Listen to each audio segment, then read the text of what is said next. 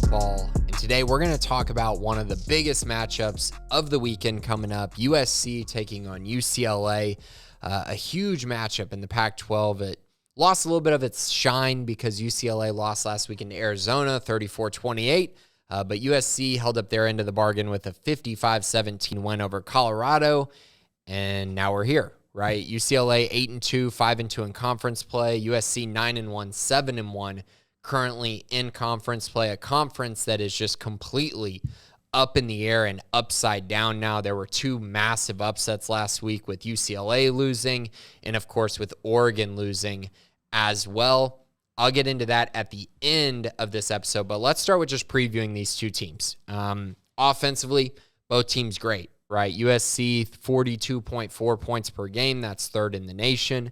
UCLA, 39.5 points, 11th in the nation. So conventional wisdom is, hey, they're going to score a lot of points in this game, right? And put up a lot of yards. I think that's a pretty safe bet. But let's dive a little bit deeper into kind of what they've done offensively that's worked.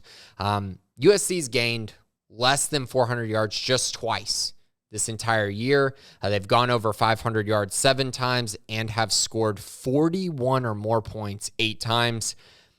Pretty safe to say they're probably going to score 41 points or more, and they're probably going to put up 500 yards. That's just kind of going off of what they've done in recent weeks and really the entire year. UCLA, they have 0 games under 400 yards of total offense, 5 over 500 yards, and they got 6 games where they've scored over 40 points, but only once in their last 4. They've kind of hit a rut recently in the past few weeks, and it's really impacting them offensively and defensively. They're going to need to play a lot better than they have in recent weeks. But I would say both teams, the yards are going to be there.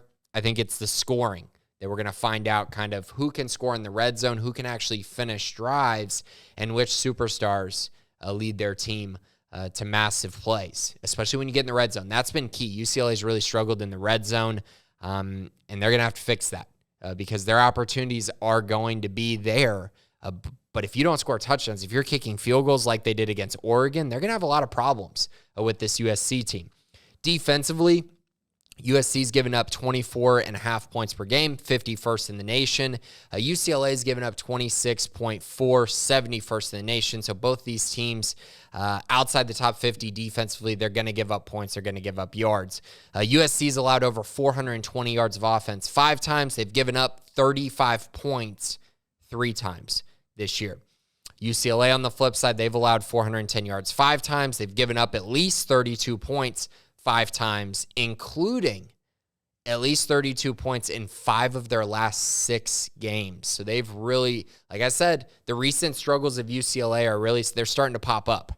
And it's hurt them a couple times. They've lost 2 times in this stretch. And that's not great, right, towards trends, whereas USC's been playing pretty consistently the entire year. I'd say the minimum here going through these numbers is both teams are going to put up at least 400 yards of offense, and both are going to put up at least 30 points in this game, probably more. I think USC is basically guaranteed to score more than 32 points in this game, just the way UCLA's been playing. I think, like, you look at the superstars in this game,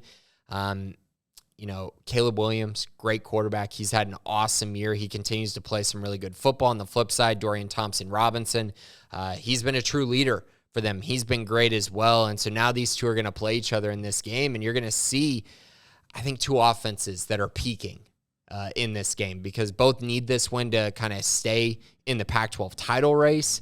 Both teams need this win just because it's bragging rights against the other one. It's a big rivalry game. But I'm excited. I think it's going to be very high scoring. USC's a 2.5-point favorite. The over-under is 75 points. So Vegas thinks this is going to be a very high scoring game as well. I got USC winning this one. I think it's trending in that direction. Kind of my score predictions, 41-35, USC coming out on top.